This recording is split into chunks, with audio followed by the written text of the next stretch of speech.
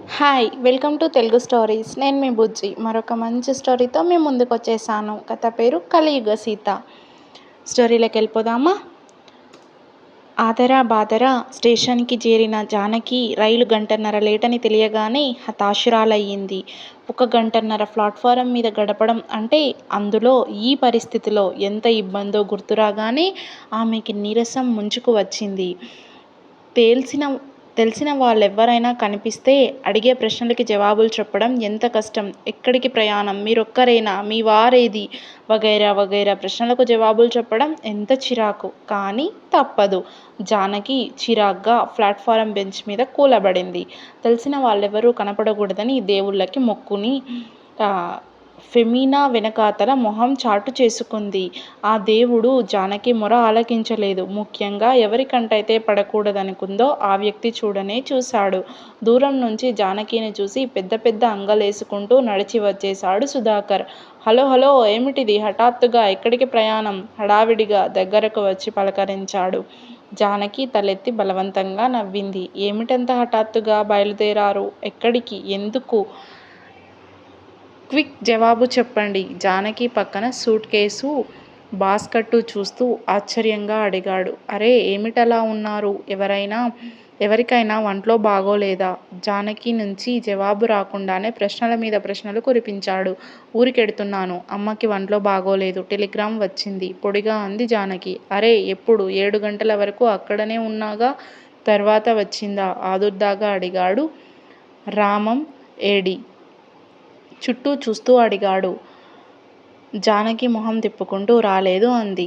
సుధాకర్ ఆశ్చర్యంగా చూచాడు. అదేమిటి? రాకపోవడమేమిటి? ఏం, ఆయనగారు వచ్చి రైలెక్కిస్తే గానీ ఎక్కలేననా నీ ఉద్దేశం? అది కాదు. మీరు ఊరికి వెళ్తుంటే అందులో రాత్రి ప్రయాణం. వచ్చి రైలెక్కించకుండా ఏం చేస్తున్నాడు? అంత రాచకార్యం ఏం వెలగబెడుతున్నాడు? సుధాకర్ అసనమ్మకంగా అడిగాడు.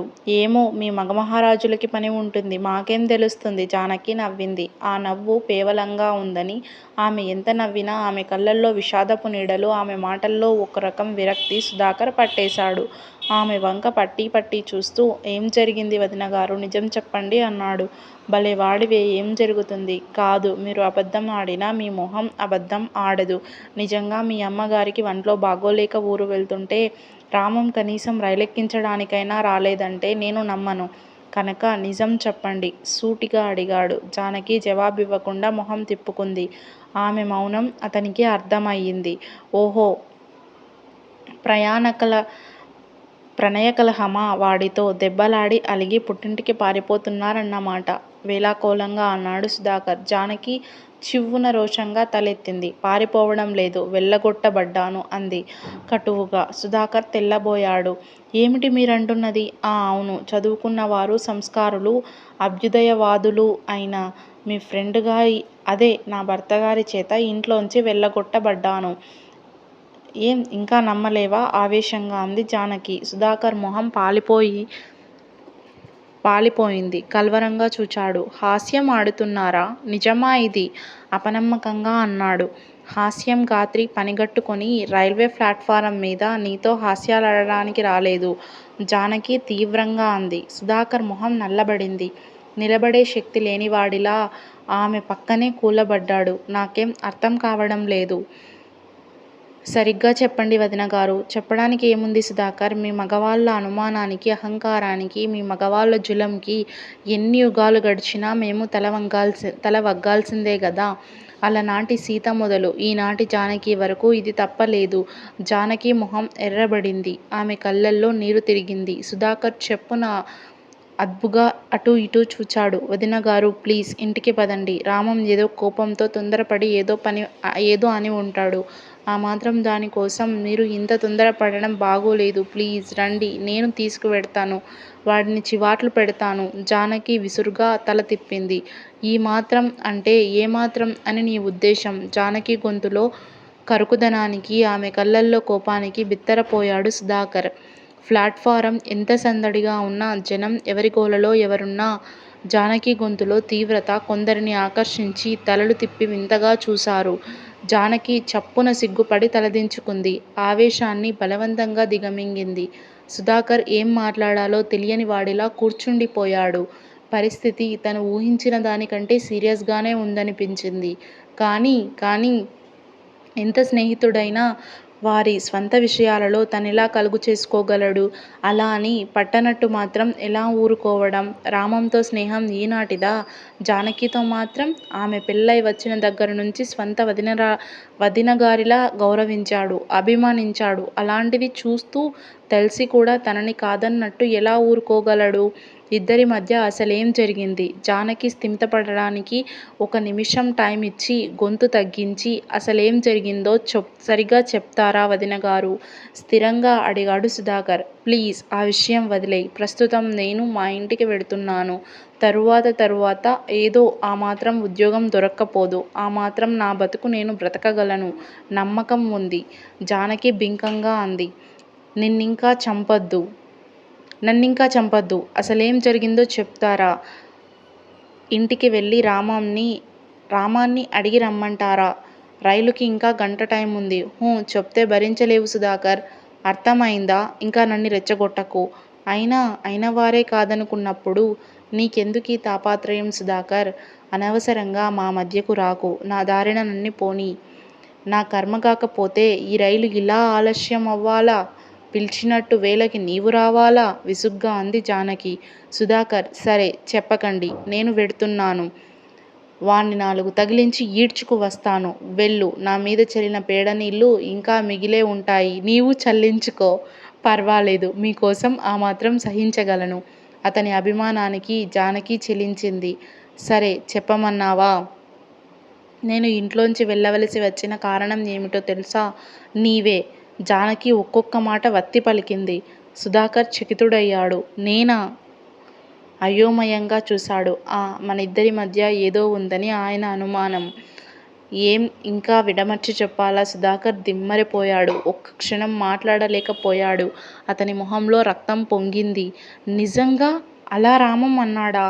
నిజంగా ఇంత నింద వేశాడా? వెర్రివాడిలా చూస్తూ అన్నాడు. ఆహా, అక్షరాలా సుధాకర్? నీవు నేను ఎన్నడన్నా హద్దుమీరి ప్రవర్తించామా? జానకి గొంతు వణికింది. సుధాకర్ ఆశ్చర్యంగా చూస్తున్నాడు. ఆయనేగా అసలు నా సగం ప్రాణమిత్రుడు అంటూ ఇంటికి తీసుకొచ్చింది. టిఫిన్లు, కాఫీలు, భోజనాలు పెట్టించింది ఆయనేగా. ఇప్పుడిలా ముంచెత్తిన ఆవేశం ఆమె గొంతును నొక్కేసింది. తలుచుకున్న కొద్దీ జానకి మనసు ఉడికిపోతుంది. అవమానంతో, ఆవేశంతో ఆమె రక్తం సలసలా మరుగుతూ ఉంది. ఆ మనిషిలో ఇంత అనుమానం, అసూయ ఉన్నప్పుడు తన స్నేహితుడు నా సగం ప్రాణం అంటూ ఇంటికి తీసుకువచ్చి పెళ్ళానికి పరిచయం చేయడం ఎందుకు? తను నెత్తికెక్కించి టిఫిన్లు, కాఫీలు, భోజనాలు పెట్టించి సినిమాలు, షికార్లు తమతో సమానంగా ఆనాడు తిప్పింది ఆయనేగా. ఇంట్లో వ్యక్తిగా చనువుగా తిరుగుతుంటే తను మాట్లాడకుండా ఎలా ఉంటుంది? అక్కడికి కొత్తలో బెడ్రూంలోకి కూడా తీసుకొస్తారెందుకు అంటే మా మధ్య అలాంటి భేదాలు లేవు అన్న పెద్ద మనిషి ఇలా మారిపోతాడని తనకేం తెలుసు? వదినగారు అంటూ చనువుగా నవ్వుతూ జోక్స్ చేస్తూ ఇంట్లో తిరిగే అతనితో తను ముభావంగా ఎలా ఉండగలుగుతుంది? అయినా ఆయనంత ప్రాణ స్నేహితుడు అన్న అతన్ని తనెలా కాదంటుంది? అందుకే చనువు, అభిమానం పెంచుకొని ఫ్రీగా అతనితో మాట్లాడటం, పేకాడ్డం అన్నీ చేసింది. హాస్యంగా మరీది లక్ష్మణ అని పిలుస్తూ అలాంటి తమలిద్దర్నీ ఎంత మాట అన్నాడు? అసలు తను కనిపెట్టలేక పోయింది గాని 3 నెలలుగా ఆయన మూతి ముడుచుకోవడానికి సుధాకర్ ముభావంగా ఉండడం, ఏదన్నా అంటే వ్యంగ్యంగా ఎత్తి పొడవడం వగైరాలు అర్థం తను తెలుసుకోలేకపోయింది. తెలుసుకున్నాక జాగ్రత్త పడింది. కానీ ఇవేవీ తెలియక నిష్కపటంగా, నిర్మలంగా, చనువుగా ఉండే సుధాకర్ని ఒక్కసారిగా ఏం చెప్పి దూరం చేయగలదు?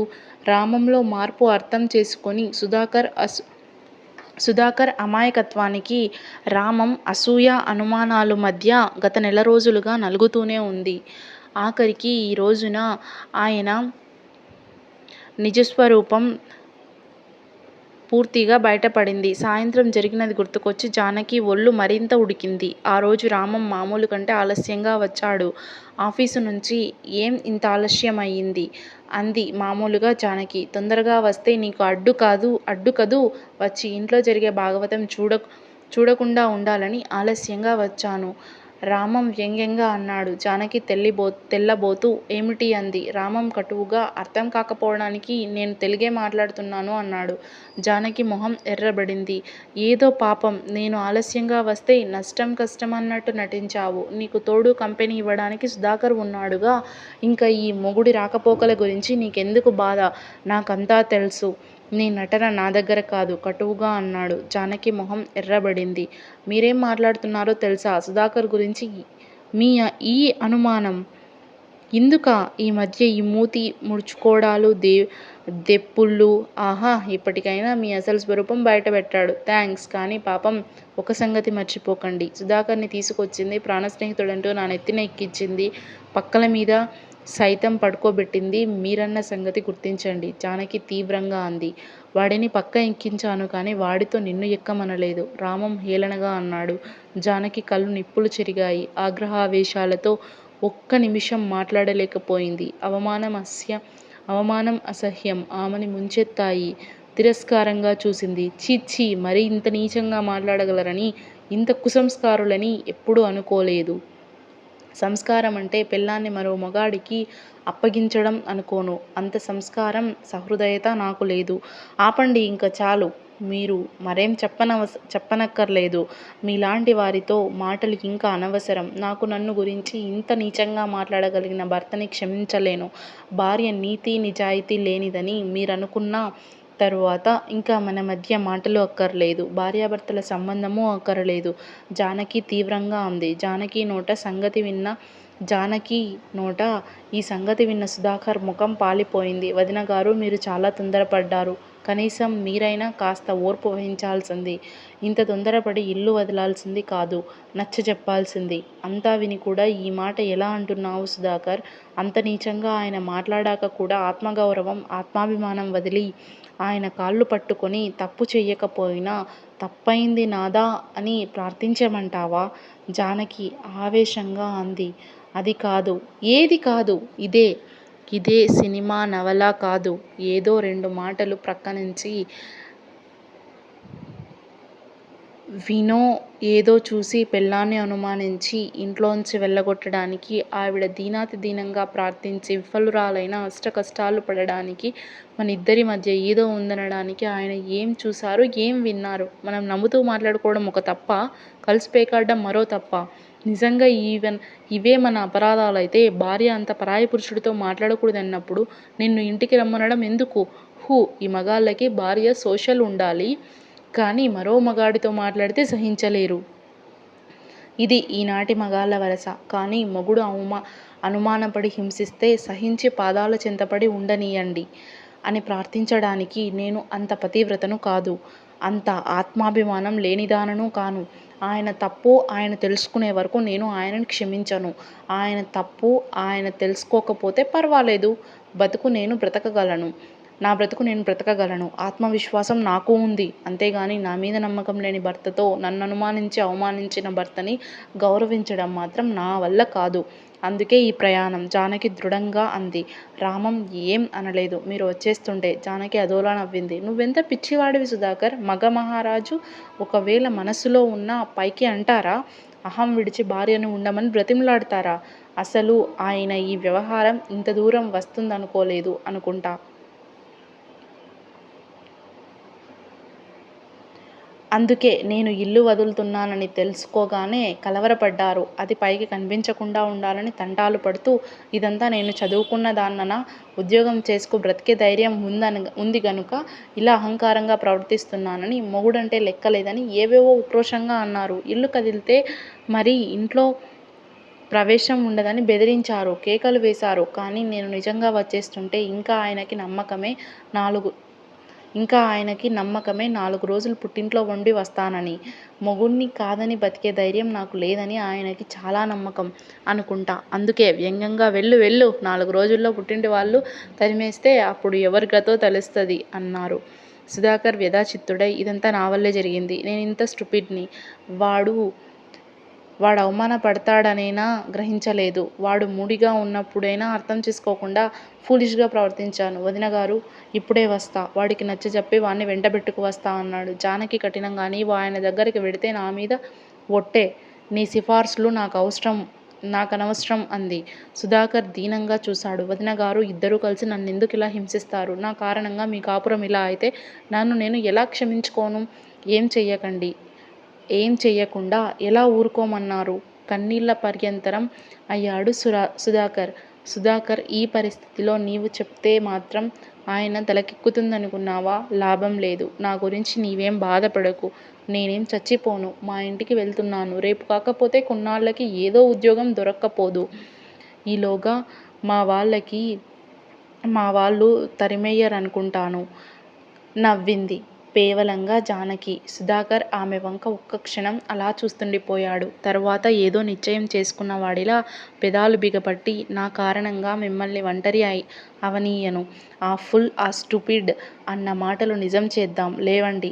నా రూంకి రండి. నేనున్నన్ని రోజులు మీకే లోటూ రాదు. రండి ఆవేశంగా అంటూ లేచి నిల్చున్నాడు. జానకి చకితురాలయింది. ఒక్క క్షణం మతిపోతుందా నీకు? ప్లీజ్ ఇంటికి వెళ్ళు సుధాకర్. జానకి తల తిప్పుకుంది. ఊహూ, పదండి. రావాల్సిందే మీరు చిన్నపిల్లాడిలా మంకుగా అన్నాడు. ఆయన అన్నదంతా నిజమనుకునే అవకాశం ఆయనకి ఇస్తాననుకున్నావా సుధాకర్? లోకం దృష్టిలో మనం దోషులుగా నిలబడడానికి ఎంతమాత్రం ఒప్పుకోను. ఇంకెవరన్నా పర్వాలేదు. నీలో మాత్రం. సారీ. అదిగో ట్రైను వస్తుంది. Good bye. మర్చిపో నన్ను. జానకి దిగ్గున లేచి నిలబడింది.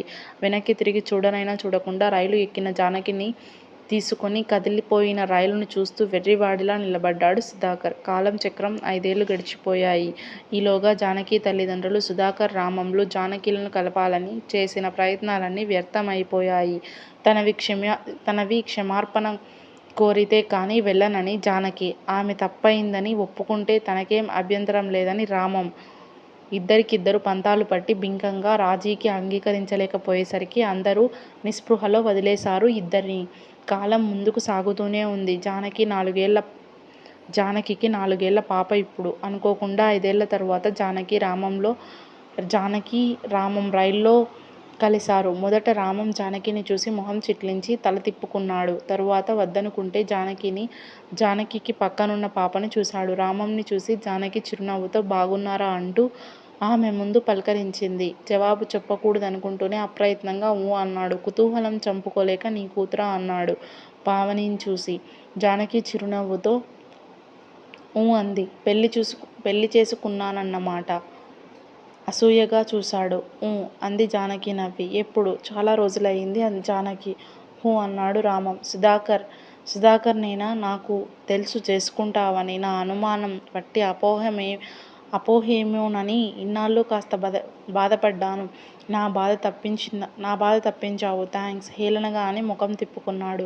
రైలు స్టేషన్లో ఆగగానే మరో కంపార్టుమెంట్లోకి మారిపోయాడు రామం. ఆ సంఘటనతో ఇద్దరికీ ఒకరిపట్ల ఒకరికి మిగిలిన కాస్త గౌరవం, అభిమానం ఏమన్నా ఉంటే పూర్తిగా తుడుచుకుపోయింది. Want to talk with you. Come immediately అన్న టెలిగ్రాం జానకి నుంచి 20 ఏళ్ల తరువాత అందుకున్న రామం ఆశ్చర్యచకితుడయ్యాడు. ఆనాడు రైలులో జానకిని చూశాక ఆమె పట్ల ద్వేషం పెరిగి ఆ ఆవేశంలో రామం ముందూ వెనుకలా ఆలోచించకుండా వెంటనే మరో పెళ్ళి చేసుకున్నాడు. జానకితో పూర్తిగా తెగతెంపులు అయిపోయినట్టు కొత్త జీవితం ప్రారంభించాడు. మరో 2 ఏళ్ల తరువాత అనుకోకుండా సుధాకర్ని కలిశాడు. రామం జానకి వెళ్ళిన తరువాత, ఆ సంఘటన తరువాత సుధాకర్ రామంని కనీసం చూడను కూడా చూడలేదు. వెంటనే 2 నెలలు సెలవు తీసుకుని వెళ్ళిపోయి ఆ తరువాత అక్కడి నుంచి ట్రాన్స్ఫర్ చేయించుకున్నాడు. సుధాకర్ని చూసి రామం కసిగా ఓహో, ఎన్నాళ్ళకి దర్శనభాగ్యం. జానకి కులాసానా? మీ అమ్మాయి క్షేమమా అన్నాడు.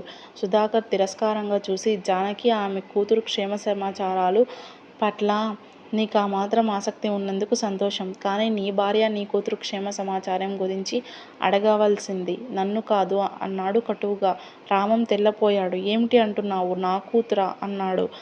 అక్షరాలా నీ కూతురు. జానకి ఇంట్లోంచి వెళ్ళిపోయే నాటికి గర్భవతి అన్న సంగతి ఆమెకి అప్పటికి తెలియదు. తరువాత 8 నెలలకి పుట్టింది నీ కూతురు. అబద్ధం. జానకికి నీకు పుట్టిన కూతుర్నే నాకు అంటగట్టాలని చూస్తున్నారు. జానకి, నీవు ఇద్దరూ ఆవేశంగా ఏదో అనబోయాడు. షటప్, వాగకు, జానకి చెప్పింది. ఆ రోజు రైల్లో నీవు జానకిని చూసి అడిగిన ప్రశ్నలు నీలాంటి చదువుకున్న మూర్ఖుడిని చూడలేదు నేను. పెళ్ళంటే అందులో ఒకసారి పెళ్ళైన ఆడదానికి రెండో పెళ్ళి అంత సులువనుకున్నావా? అంత త్వరలో చేసుకునే మొగధీరుడు ఉన్నాడనా నీ ఉద్దేశం? ఒకవేళ చేసుకున్నా భర్త బతికుండగా అతని నుంచి చట్టబద్ధంగా విడిపోకుండా ఆమె పెళ్ళాడగలదని ఎలా అనుకున్నావు? అంత ఫూలిష్ స్టూపిడ్స్ ఎలా ఊహించావు? జానకి అప్పుడే కాదు, ఇప్పటికీ పెళ్లి చేసుకోలేదు. ఉద్యోగం చేసుకుంటూ నీ కూతుర్ని పోషిస్తూ బతుకుతోంది. అర్థమైందా? ఆమె గురించి అపోహలు ఇప్పటికైనా తొలగించుకో సుధాకర్ తీవ్రంగా అన్నాడు. మరీ మీ ఇద్దరు పెళ్లి చేసుకోలేదా? అవునందే. వెర్రివాడిలా ఉన్నావే, వెర్రివాడిలా అన్నాడు రామం. నీకు అర్థమయింది. అంతేలే.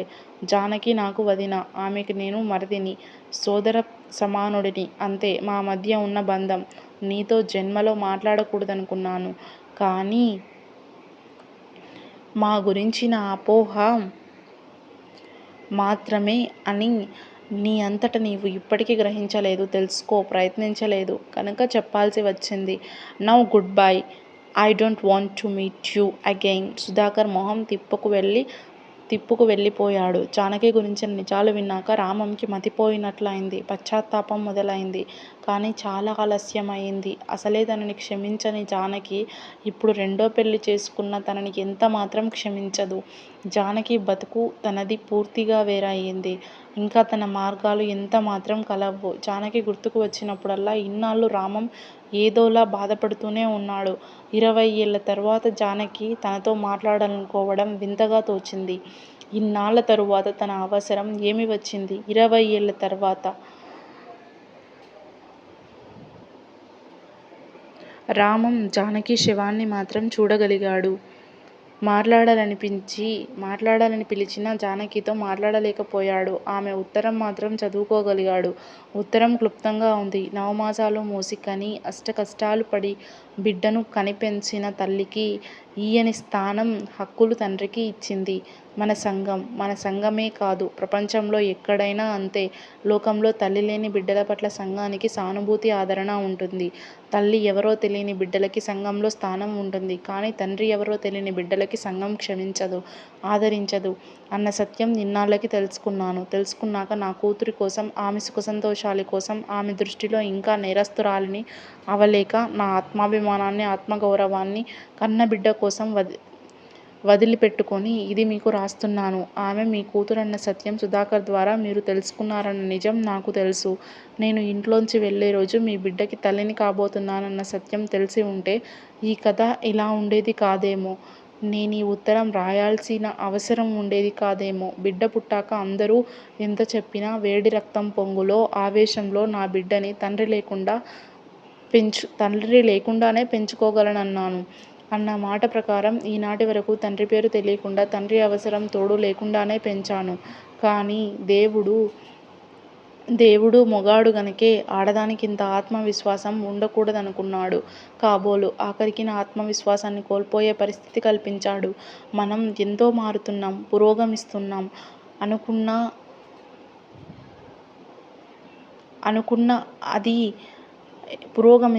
అనుకున్నా అది అంతా వేషభాషలలో తప్ప ఆచారాలలో, కట్టుబాట్లలో మార్పు లేదన్నది సత్యం. తల్లి చేసిన తప్పు కాకపోయినా సంఘం కూతురి మీద రుద్దుతుందని తెలుసుకున్నాను. పరుపుగల ఇంట బుట్టిన, విద్యా సంస్కారం ఉన్నా, గౌరవంగా బతుకుతున్నా, కేవలం తండ్రి దగ్గర లేని కారణంగా నా బిడ్డ 25 ఏళ్లు వచ్చినా అవివాహితగానే మిగిలింది. అందుకు కారణం నేనన్న సంగతి గ్రహించి నా సర్వస్వం ధారపోసి పెంచిన నా కూతురే ఈనాడు నన్ను ద్వేషిస్తుంది. అప్పటికి గానీ నేను ఓడిపోయానన్న సత్యం గుర్తించలేకపోయాను. ఎన్ని యుగాలు గడిచినా ఆడదాని కథ మారదు. అలనాటి సీత మొదలు ఈనాటి జానకి వరకు ఈ అవమానం, అపహేళనలు ఎదుర్కొంటూనే ఉంది. ఎదురు దెబ్బలతో తింటూనే ఉంది. ఆఖరికి ప్రకృతి చేతిలో ఓడిపోతూనే ఉంది. ఎన్నిసార్లు రామాయణం విన్నా, చదివినా సీతాదేవి అన్ని కష్టాలు భరించి ఆఖరికి భర్తని కలుసుకొని భర్త, బిడ్డలతో సుఖంగా బతికే తరుణం ఆసన్నమైనప్పుడు కోరి తన జీవితాన్ని ఎందుకు పరిసమాప్తి చేసుకుందో అర్థం కాలేదు. ఎందరిని అడిగినా ఆ సందేహం నివృత్తి కాలేదు. 2 సార్లు అవమానించి నిర్దాక్షిణ్యంగా కారణం ఏదైనా గానీ అడవులకి పంపిన భర్త మరోసారి ఇంకెవరి కోసమో మళ్ళీ ఆ పని చెయ్యడా అన్న అనుమానం వల్ల సుఖపడవలసిన సమయమంతా కన్నీరే నింపుకొని తల్లిగా తన కర్తవ్యం పూర్తిచేసి బిడ్డలని తండ్రికి అప్పగించాను. ఇంకేముంది అన్న విరక్త లేక జీవితంలో అన్ని కష్టాలు సహించి ఆఖరి క్షణంలో ఆత్మాభిమానంతో ఆత్మగౌరవం పోగొట్టుకోవాల్సిన అవసరం కనబడక తన వ్యక్తిత్వం నింపుకోవాలని అలా చేసిందా? ఎన్నటికీ జవాబు దొరకని ప్రశ్నే అయ్యింది. ఇన్నాళ్ళా? కానీ ఈనాడు సీతాదేవి అలా ఎందుకు చేసిందో అర్థం అయ్యింది. సీతాదేవి పతివ్రత గనక కావాలనుకున్న క్షణంలో భూదేవి ఒడిలో ఆశ్రయం సంపాదించుకుంది. కానీ ఈ జానకి అంతటి పతివ్రత కాదు కనుక స్లీపింగ్ టాబ్లెట్స్ ఆశ్రయించింది. నా టెలిగ్రామ్ అందగానే వచ్చి మీ కుమార్తె బాధ్యత స్వీకరిస్తారన్న నమ్మకంతో నిశ్చింతగా దాటిపోతున్నాను. లోకం తల్లిలేని బిడ్డని తప్పక ఆదరిస్తుంది కనుక ఆమె వివాహం మీకో సమస్య కాదు. నా ఈ పని అహంకారానికి చిహ్నం అనుకోండి. ఆత్మాభిమానానికి నిదర్శనం అనుకోండి. మీ ఇష్టం వచ్చిన పేరు పెట్టండి. ఉంటా Janaki. Thanks for watching it. Please subscribe my channel friends. Thank you.